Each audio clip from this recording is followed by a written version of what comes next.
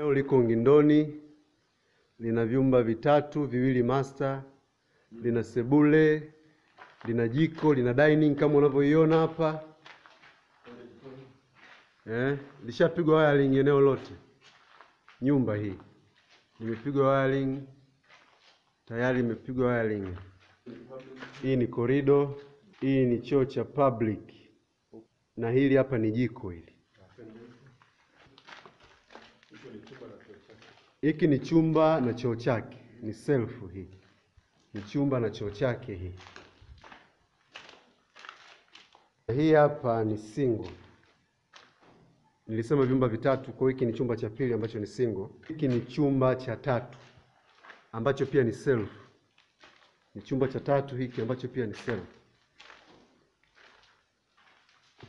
Hii nyumba ina fence. Pamoja kama unavyoona, hii ni sehemu ya kuwekea tanki.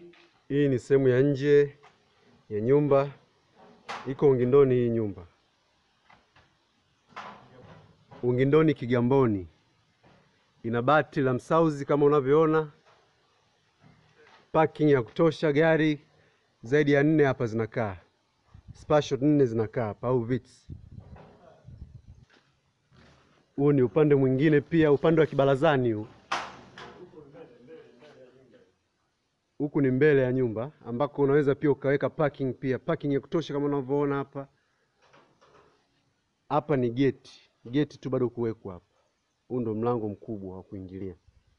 Hii ni sehemu ya nje ya nyumba kama unavyoona, sehemu yote hii ya nje. Sehemu ya nyumba ya nje. Gari inafika eneo hili. Gari inafika kutoka Kigamboni Ferry kwenye Pantoni ni kilomita 13, na kutoka kwenye barabara ya lami mpaka hapa ni kilomita 2.